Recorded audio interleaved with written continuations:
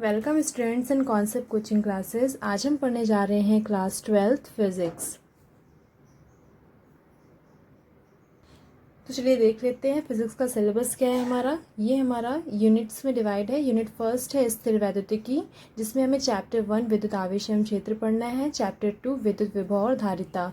फिर unit second आती है धारा विद्युत, जिसमें हमें धारा विद्युत चैप्टर पढ़ना है, धारा का चुंबकीय प्रभाव और चुंबकत्व, जिसमें गतिमान आवेश और चुंबकत्व, चुंबकत्व और द्रव, ये चैप्टर पढ़ना है। नेक्स्ट है विद्युत चुंबकीय प्रेरण और प्रत्यावर्ती धारा, विद्युत चुंबकीय प्रेरण प्रत्यावर्ती धारा, ये 2 चैप्टर्स हैं। फिर आता है विद्युत चुंबकीय तरंगे, जिसमें हमें विद्युत चुंबकीय तरंगे नाम का चैप्टर है, उसे पढ़ना है। नेक्स्ट यूनिट है आपके प्रकाशिकी, जिसमें किरण प्रकाशिकी और प्रकाशीय उपकरण के बारे में पढ़ना है।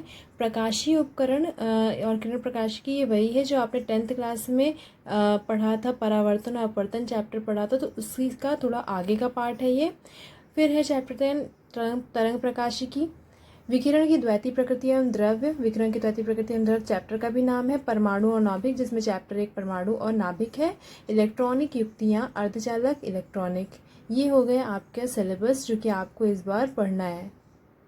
तो आज हम स्टार्ट करने जा रहे हैं आपका फिजिक्स का चैप्टर फर्स्ट विद्युत आवेश एवं क्षेत्र, जिसमें आपका सिलेबस क्या है, जिसमें आपको क्या क्या टॉपिक्स पढ़ने हैं वो मैंने एक जगह पे लिखवा दिए, जिससे कि हमारा कोई भी टॉपिक छूटने नहीं पाए। तो पहला टॉपिक हमें क्या पढ़ना है, विद्युत आवेश, देन आवेश संरक्षण, कूलाम का नियम, दो बिंदु आवेशों के बीच बल, बहुत्व आवेशों के बीच बल, अध्यारोपण का सिद्धांत तथा सतत आवेश वितरण, विद्युत क्षेत्र, विद्युत आवेश के कारण विद्युत क्षेत्र, विद्युत क्षेत्र रेखाएं, विद्युत द्विध्रुव, विद्युत द्विध्रुव के कारण विद्युत क्षेत्र, एक समान विद्युत क्षेत्र में द्विध्रुव पर बलाघूर्ण, विद्युत फ्लक्स, गॉस नियम का कथन, अनंत लंबाई की एक समान आवेशित सीधे तार पर विद्युत क्षेत्र ज्ञात करने में इस नियम का प्रयोग, अनंत समतल चादर पर विद्युत क्षेत्र ज्ञात करना, एक समान आवेशित पतले गोलीय कोश के भीतर तथा बाहर विद्युत क्षेत्र ज्ञात करना। तो ये तो हो गया आपका सिलेबस या पॉइंट ऑफ ओवरव्यू हो गया एक तरह से कि आपको विद्युत आवेश एवं क्षेत्र में क्या पढ़ना है। तो चलिए अब स्टार्ट करते हैं चैप्टर, जिसमें हमारी फर्स्ट हेडिंग होगी विद्युत आवेश। तो इस विद्युत आवेश पढ़ने से पहले, क्योंकि मैं यहाँ पे एनसीईआरटी पैटर्न लेके चल रही हूँ, आपके कुमार मित्तल और एनसीईआरटी दोनों की हेल्प से मैं आपको एनसीईआरटी बेस्ड पूरे जो आपको नोट्स है वो प्रोवाइड करूँगी। तो चलिए देख लेते हैं कि विद्युत आवेश की का इतिहास क्या था। थोड़ा बहुत इंट्रोडक्शन ले लेते हैं, हमें उससे कोई एग्जाम में हमारे उससे कोई पर्टिकुलर क्वेश्चन नहीं आएंगे, बट एक बार एक इंट्रोडक्शन ले लेते हैं, देन फिर हम उसके बाद आपको आगे चैप्टर पढ़ाना स्टार्ट करेंगे। मैं आपको पहले ही बता दूं कि ये जो चैप्टर आप पढ़ने जा रहे हो, इसकी मैं प्रॉपर PDF नोट्स में आपको प्रोवाइड करूँगी, नीचे डिस्क्रिप्शन बॉक्स में चैप्टर ख़त्म होते ही मैं आपको दे दूँगी। तो चलिए स्टार्ट करते हैं। तो आपकी जो फर्स्ट यूनिट है स्थिर वैद्युतिकी, इसका पहला चैप्टर है कूलाम का नियम तथा वैद्युत क्षेत्र, या एक तरह से एनसीईआरटी के अकॉर्डिंग देखा जाए तो आपका चैप्टर है विद्युत आवेश एवं क्षेत्र। तो इसमें सबसे पहली जो हेडिंग आती है वो विद्युत आवेश आता है। तो थोड़ा सा हम देख लेते हैं, हमारे एनसीईआरटी में भी दिया हुआ है विद्युत आवेश का इतिहास क्या है, कहाँ से आवेश का जन्म हुआ, आवेश के बारे में कैसे पता चला। तो आज से लगभग 2500 ईयर पहले एक प्रसिद्ध यूनानी दार्शनिक थेल्स ने देखा कि जब अंबर नाम का पदार्थ को ऊन से रगड़ा जा रहा था, तो उसमें हल्की वस्तुएं जैसे कि कागज के टुकड़े, तिनके इत्यादि को अपनी ओर आकर्षित करने का गुण आ जाता है। यानी जब उसने देखा कि अंबर क्या था, एक नॉर्मल सा स्टोन टाइप का एक पदार्थ था, और उसको जब ऊन से रगड़ रहे थे तो वो क्या हो रहा था, उसमें कुछ ऐसी प्रॉपर्टी आ जा रही थी जिस वजह से वो हल्की चीज़ों को अपनी ओर आकर्षित कर रहा था। जैसे कि फॉर एग्जाम्पल आपने ऐसा किया होगा, जब हम लोग स्केल्स को इस तरह से रब करते हैं या बालों पे अपने ऐसे रब करते हैं और उसके बाद उससे कागज के टुकड़ों के पास ले जाते हैं, तो कागज के टुकड़े जो होते हैं वो अट्रैक्ट कर लेती है स्केल। ये आपने इस टाइप के छोटे मोटे जो ये गेम्स होते हैं ये हम लोग करते थे बचपन में, आपने भी किया होगा। तो देन इसमें क्या होता है कि आपने जब स्केल को रब किया, तो सेम ऐसे ही यहाँ पर जो अंबर नामक पदार्थ था उसको जब रब किया गया ऊन से, और उसके बाद फिर वो देखा गया कि हल्की चीज़ों को वो क्या कर रहा है, अपनी ओर आकर्षित कर रहा है। तो शुरू में तो इसके ऊपर ज़्यादा ध्यान नहीं दिया, कि फिर बाद में देखा गया कि इस तरह के अनेक पदार्थ ऐसे हैं, जैसे कांच की छड़ हो गई, प्लास्टिक की छड़ हो गई, इन सब पे देखा गया कि जिनको रगड़ा जाता है तो ये क्या करते हैं, हल्की वस्तुओं को अपनी ओर आकर्षित कर लेते हैं। तो इससे ये क्लियर हो गया कि रगड़ने के कारण इसमें घर्षण उत्पन्न होता है और घर्षण के कारण ही ये क्या होते हैं, इस गुण को प्राप्त करने के बाद ये विद्युतमय हो जाते हैं, इलेक्ट्रीफाइड हो जाते हैं, और जिस कारण इनमें ये गुण पैदा होता है उसको कहते हैं वैद्युत। तो इस तरह से किसी पदार्थ के वैद्युतमय हो जाने पर कहा जाता है कि उसने आवेश ग्रहण कर लिया है और वैद्युतमय पदार्थ क्या हो गया, आवेशित हो गया। यानी जब हमने स्केल से इसको रब करते हैं तो क्या होता है कि क्योंकि स्केल हमारी न्यूट्रल है, यानी कोई भी बॉडी हमारी नेचुरली जो पाई जाती है वो किस फॉर्म में पाई जाती है,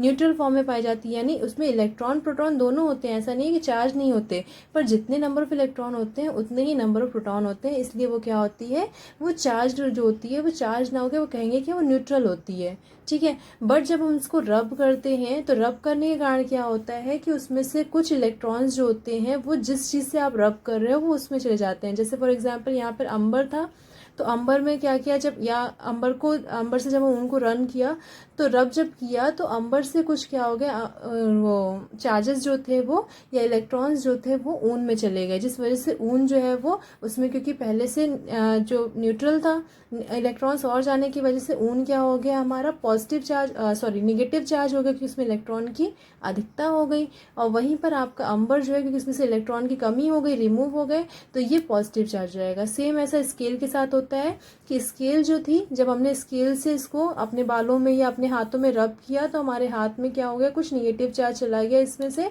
जिससे कि ये पॉजिटिव चार्ज हो गया।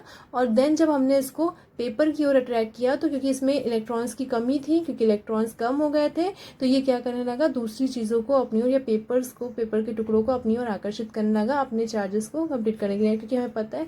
तो इस तरह से हमें एक चीज़ और पता चलती है कि जो चार्जेस होते हैं वो अपोजिट चार्जेस जो होते हैं वो एक दूसरे को अट्रैक्ट करते हैं, और जो सेम चार्जेस होते हैं वो एक दूसरे को रिपेल करते हैं। तो इस तरह से चार्ज 2 टाइप्स के होते हैं, धन आवेश तथा ऋण आवेश।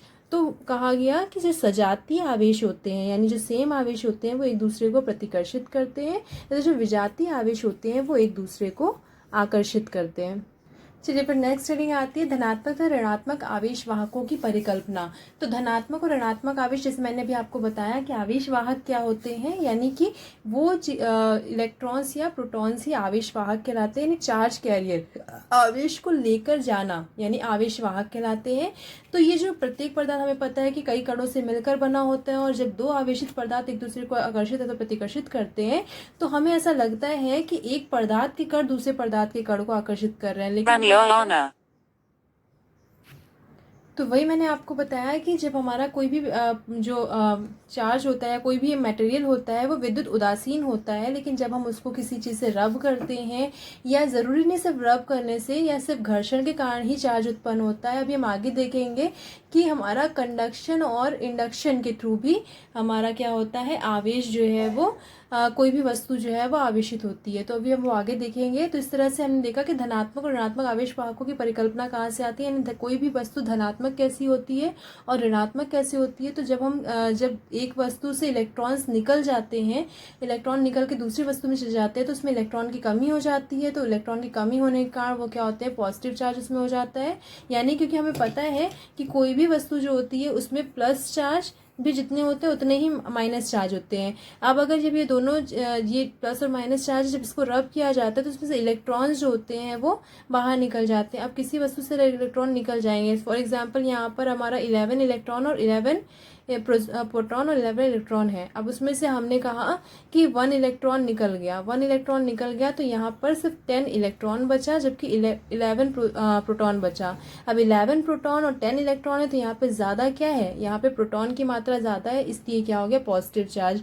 ऐसे ही जो दूसरी वाली थी, अब दूसरी वाली में तो पहले से प्लस और माइनस बराबर होंगे, लेकिन ये इलेक्ट्रॉन उसमें आने के कारण, ये अधिकता के कारण, इलेक्ट्रॉन की अधिकता के कारण ये निगेटिव चार्ज हो जाता है, और ये इलेक्ट्रॉन की कमी के कारण पॉजिटिव चार्ज आता है। तो कोई भी चीज़ पॉजिटिव चार्ज तभी होती है जब, तो इस तरह से कोई भी चीज़ जो है पॉजिटिव चार्ज तभी होगी जब उसमें से इलेक्ट्रॉन की कमी हो जाएगी, और निगेटिव चार्ज तभी होगी जब उसमें इलेक्ट्रॉन की अधिकता हो जाएगी। ओके, ये क्लियर है। तो चलिए फिर अब आगे बढ़ते हैं हमारे चैप्टर की नोट्स की ओर।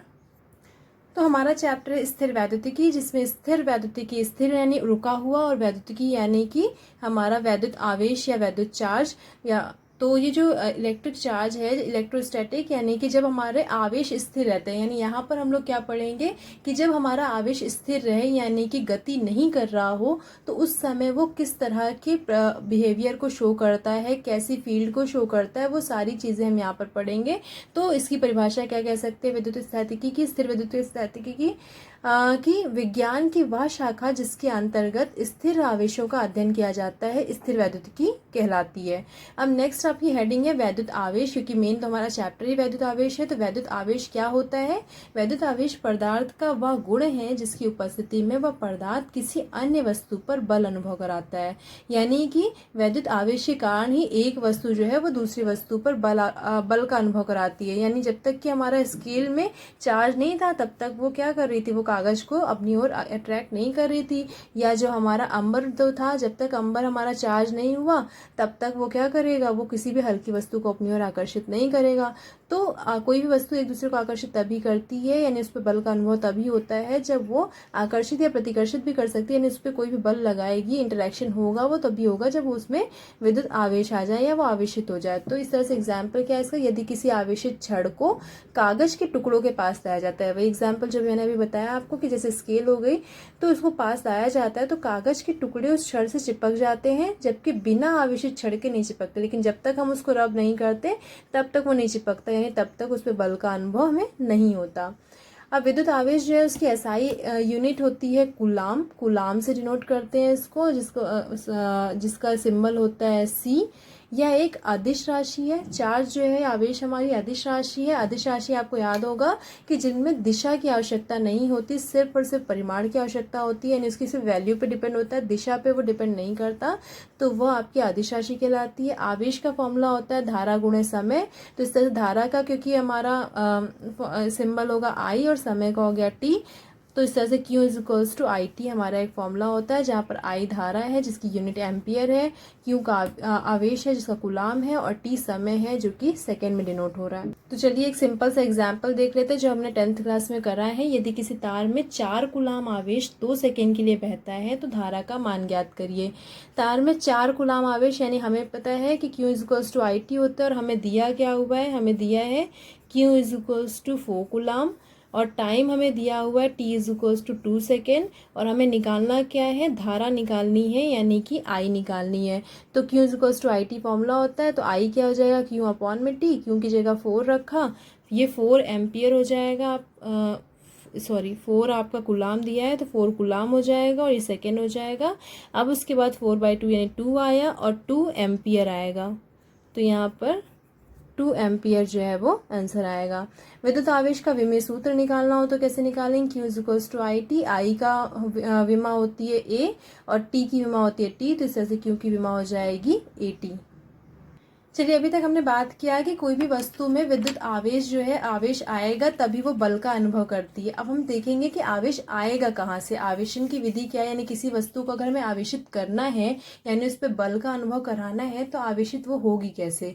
तो यहाँ पे कई सारी 3 विधियां हैं, जिसमें से हमने पहला तो घर्षण द्वारा आवेशन देख ही लिया अभी, तो एक बार फिर से उसको देख लेते हैं कि आवेशन की इस विधि में 2 पदार्थों को आपस में रगड़कर दूर दूर ले जाते हैं, यानी दोनों पदार्थों को आपस में ऐसे रगड़ते हैं और उसके बाद को दूर दूर ले जाते हैं। अब जिससे दोनों पदार्थों पर अलग अलग प्रकृति तथा समान परिमाण का आवेश उत्पन्न हो जाता है। जब इन दोनों को हम रगड़ते हैं तो क्या हो गया कि इसमें से जो हमारा इलेक्ट्रॉन्स, कुछ इसमें से इलेक्ट्रॉन इसमें ट्रांसफर हो जाएंगे, यानी जब इसमें से इलेक्ट्रॉन इसमें ट्रांसफर हुए माना तो ये क्या हो गया हमारा नेगेटिव चार्ज, जबकि इसमें इलेक्ट्रॉन की कमी हो गई तो ये क्या हो गया पॉजिटिव चार्ज।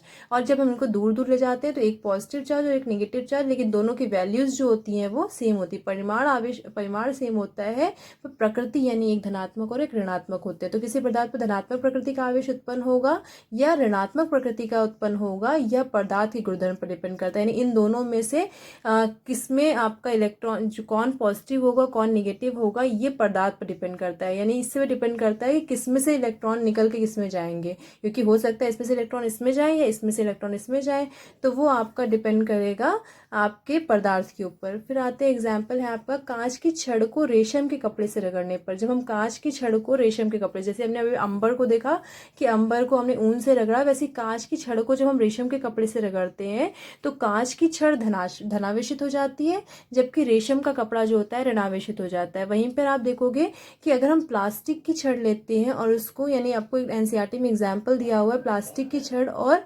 कैट के फर से, बिल्ली के फर से जब उसको रगड़ा गया तो देखा गया कि जो प्लास्टिक की छड़ थी वो ऋणावेशित हो जा रही थी और जो फर था वो धनावेशित हो जा रहा था। तो यानी कि आपका किस पे डिपेंड करेगा, वस्तु के गुणधर्म पर डिपेंड करेगा। अब ये देखते हैं, हमें आपने बोला ना कि केवल जरूरी नहीं कि घर्षण से ही हम किसी वस्तु को आवेशित करें या उनको रगड़े तभी वो आवेशित होगी। रगड़ने के अलावा हमें और भी विधियां हैं जिनकी वजह से हम उनको आवेशित कर सकते हैं। तो सेकंड विधि है हमारी चालन विधि। चालन विधि क्या होती है? चालन विधि में आपने चालन पढ़ रखा है, चालन संवहन तो पढ़ रखा है आपने। तो उसमें क्या होता है, चालन संवहन विकिरण पढ़ रखा है आपने। तो चालन द्वारा आवेशन क्या होता है कि जब दो वस्तुओं को हम कांटेक्ट में लाते हैं, जब दो वस्तुओं को हम लोग कांटेक्ट में लाते हैं तो इनके कांटेक्ट से इलेक्ट्रॉन जो है एक वस्तु से निकल कर दूसरी वस्तु में ट्रांसफर हो जाता है। तो इसे हम कहते हैं चालन विधि, यानी चल कर आया आवेश और दूसरी वस्तु में चला गया, यानी इसने क्या किया, आवेश जो है वो दूसरी वस्तु में आ गया। तो आवेशन की इस विधि से किसी एक आवेशित वस्तु को, यानी ये आवेशित वस्तु है और ये अनावेशित है, यानी ये बिल्कुल से न्यूट्रल है, इसमें चार्ज जो है वो बैलेंस्ड है, और ये जो है इसमें चार्ज ज़्यादा है। तो जब इसको इसके पास लेके आते हैं तो क्योंकि इसमें चार्ज ज़्यादा है, ये आवेशित है, तो ये क्या करेगा, अपना कुछ चार्ज इसको दे देगा और इसको भी आवेशित कर देगा। तो इस तरह से जब हम किसी एक आवेशित वस्तु को अन्य आवेशित वस्तु स्पर्श कराकर अनावेशित वस्तु को भी आवेशित कर देते हैं तो ये विधि चालन द्वारा आवेशन कहलाती है। तो घर्षण आपको क्लियर हो गया, घर्षण में हम लोग रगड़ते हैं, चालन में हम लोग एक दूसरे को कांटेक्ट में लाते हैं, टच में लेके आते हैं, जिसमें एक अनावेशित होती है और एक आवेशित होती है। फिर उसके बाद और आपका आता है चालन द्वारा आवेशन, तो हो गया प्रेरण द्वारा आवेशन। ये आपको यहाँ पर इस चैप्टर में नया पढ़ना है। चालन तो आप पहले भी पढ़ चुके थे। प्रेरण द्वारा आवेशन क्या है? प्रेरण का मतलब होता है प्रेरणा देना। प्रेरणा देना यानी कि इंड्यूस करना यानी एक को देखकर दूसरे का रंग बदलना। इसे कहते हैं ना, खरबूजे को देख के खरबूजा रंग बदलता है, ये कहावत है। तो प्रेरणा यानी कि इसको देखे नहीं, इन दोनों को, चालन का मतलब क्या होता है, दोनों को कांटेक्ट में लाओ। पर अगर हम दो बॉडीज को कांटेक्ट में नहीं रख पाए, जरूरी नहीं कि हर एक बॉडी को हम कांटेक्ट में रख सके, तो दो बॉडी को हम कांटेक्ट में ना रख कर भी अगर एक से चार्ज दूसरे, यानी एक अनावेशित से दूसरे आवेशित से दूसरी अनावेशित वस्तु को भी आवेशित कर दें तो ये विधि प्रेरण विधि कहलाती है। यानी इसमें हमें कांटेक्ट की जरूरत नहीं है। तो इसमें यदि किसी आवेशित वस्तु को किसी अनावेशित वस्तु के समीप बिना स्पर्श किए लाए तो अनावेशित वस्तु के पास वाली सतह पर विपरीत आवृत्ति का या विपरीत प्रकृति का आवेश एवं दूर वाली सतह पर समान प्रकृति का आवेश जो है वो जनरेट हो जाता है। यानी क्या होता है, चलिए समझ लेते हैं इसको। होता क्या है कि जैसे कि आपकी ये अनावेशित वस्तु है, फॉर एग्जांपल ये कोई गोला है जो कि अनावेशित वस्तु है, इस पे कोई भी चार्ज नहीं है का मतलब याद रखिएगा चार्ज न्यूट्रल है। चार्ज नहीं है का मतलब ये नहीं है कि इसमें ना पॉजिटिव चार्ज है ना नेगेटिव चार्ज है, चार्ज है इसमें, बट चार्ज क्या है, हमारे न्यूट्रल है, यानी प्लस जितना है उतना ही माइनस है। अब हमने एक आवेशित वस्तु को इसके पास में लेके आए, अब सिर्फ पास में लेके आए हैं, इसको टच नहीं कराया, लेकिन जैसे ही ये पास में आएगा इसको देखकर इसके जो चार्जेस है इसमें, क्योंकि प्लस माइनस सब इधर उधर बिखरे हुए हैं, लेकिन इसको देखकर इसके जो चार्जेस हैं वो क्या हो जाएंगे, बैलेंस हो जाएंगे। और क्योंकि प्लस है ये, तो प्लस वाले चार्जेस को रिपेल कर देगा, इसलिए सारे प्लस चार्ज जो है वो इधर साइड आपके इकट्ठे हो जाएंगे। यानी ये क्या हुआ, जब ये चार्ज बॉडी इसके पास आई तो इसने क्या किया, जितने क्योंकि प्लस चार्ज था तो इसने सारे प्लस वालों को रिपेल कर दिया, तो प्लस वाले उधर प्रतिकर्षित होकर इधर चले गए, और जो हमारे निगेटिव बचे वो क्या हुआ, निगेटिव को इसने आकर्षित कर दिया। तो निगेटिव का आकर्षित कर दिया और पॉजिटिव को प्रतिकर्षित कर दिया। तो एक तरह से ये डिसिप्लिन वे में आ गए। अभी तक ये क्या थे, अभी तक रैंडमली इधर उधर मूव कर रहे थे और बराबर मात्रा में थे, अभी भी ये बराबर मात्रा में ही है, बस क्या हो गया, ये डिसिप्लिन वे में आ गए। जैसे कि आप लोग क्या करते हो, जब भी क्लास में टीचर आते हैं तो बच्चे क्या होते हैं जो रैंडमली इधर उधर बैठे होते हैं, कभी अपनी फ्रेंड की सीट पे बैठे होते हैं, वो सब जाके अपने डिसिप्लिन वे में अपनी अपनी बेंच पर जाके बैठ जाते हैं। तो सेम यहाँ पर भी क्या हुआ, इन्होंने एक डिसिप्लिन वे ले लिया, सिस्टमैटिक मैनर में ये इकट्ठे हो गए। अब ये पॉजिटिव चार्ज आया और इस तरह से ये बैलेंस हो गए। अब क्या करना है, अब हमें, क्योंकि ये पॉजिटिव चार्ज, अगर हमें यहाँ पर हम इस पॉजिटिव चार्ज को किसी तरह से हम इसको किसी को दे दे तो ये क्या हो जाएगी, निगेटिव चार्ज हो जाएगी। तो क्या किया जाता है, तो ये तो हो गया आपका, इस तरह से हमने इसको आवेशित किया। आवेशित हुआ, अभी ये आवेशित नहीं हुआ है। अभी इसको आवेशित करने के लिए हमें क्या करना पड़ेगा, अभी तो ये सिर्फ क्या हुआ, पोलराइज्ड हुए हैं। अब अगर हम इसमें से अगर इसको निगेटिव चार्ज करना है हमें, तो हम पॉजिटिव चार्ज को क्या कर दें, पॉजिटिव चार्ज की हम अर्थिंग करा दें। पॉजिटिव चार्ज की अगर हम इस तरह से अर्थिंग करा दें तो सारे पॉजिटिव चार्ज जो है वो अर्थ में चले जाएंगे और यहाँ पे बचेगा क्या, सिर्फ निगेटिव चार्ज। तो इस तरह से हम देखेंगे कि हमारे पास निगेटिव चार्ज ही मिलेगा और बॉडी हमारी क्या हो जाएगी, पूरी तरह से नेगेटिव हो जाएगी। उसके बाद हम इस वाली बॉडी को अगर हटा भी दे तब भी नेगेटिव हो जाएगी। तो आपने देखा इन दोनों को हमने विदाउट टच कराए एक अनावेशित वस्तु को आवेशित वस्तु से क्या कर दिया, इसमें भी आवेश प्रोड्यूस करा दिया। अभी तक ये अनावेशित थी, इसमें चार्ज जो थे वो बैलेंस थे, न्यूट्रल थे, लेकिन अब देखिए ये क्या हो गई, निगेटिव चार्ज हो गई। ठीक है, तो आपसे एनसीईआरटी में एक एग्जाम्पल भी पूछा गया, एग्जाम्पल में क्वेश्चन पूछा गया है कि यदि एक गोला है, एक गोला आपको दिया गया है, एक स्फीयर दिया गया है, उसको धनावेशित कैसे कर सकते हैं, किस विधि से, प्रेरण विधि से उसको धनावेशित करना है। यहाँ पे देखिए इस गोले को हमने ऋणावेशित किया है। अगर धनावेशित करना हो तो कैसे करेंगे, तो अगर जो भी हमें करना है, अगर धनावेशित करना है तो हम क्या करेंगे, उसका जस्ट अपोजिट आवेशित वस्तु लेके आएंगे। देखिए यहाँ पर ऋणावेशित करना था तो हमने धनावेशित लेके आया, अब धनावेशित करना है इसको तो हम ऋणावेशित वस्तु को लेके आएंगे। तो गोले को धनावेशित करना है, इसलिए हम सर्वप्रथम विपरीत आवेश वाली ऋणावेशित वस्तु को गोले के पास लाएंगे।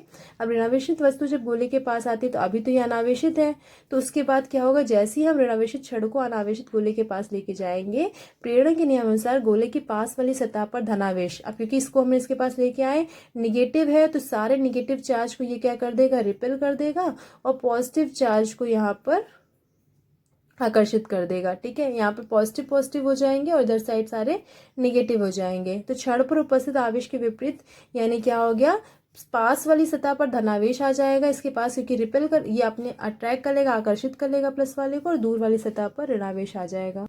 ठीक है, कुछ इस टाइप से। उसके बाद चूंकि अब गोले पर धनावेश ऋणावेश दोनों है, जबकि हमें गोले को धनावेशित करना है, अतः हमें ऋणावेश को हटाने के लिए गोले को भू संपर्कित करना पड़ेगा। यानी भू संपर्कित करने का मतलब क्या हो गया, उसको हमें अर्थिंग करनी पड़ेगी, जिससे ऋणावेश भूमि में चला जाए और धनावेश गोले पर रह जाए। अब जब इसको हम लोग अर्थिंग कर देंगे तो अर्थिंग करने के बाद ये पूरा नीचे चला जाएगा, यानी वी जो है वो जीरो हो जाएगा, यानी वोल्टेज का पूरा जीरो, डेट मीन्स की अर्थिंग चला गया। अर्थिंग जाने के बाद अब यहाँ पे केवल क्या बचा, प्लस चार्ज बचा, क्योंकि नेगेटिव सारा अर्थिंग में चला गया।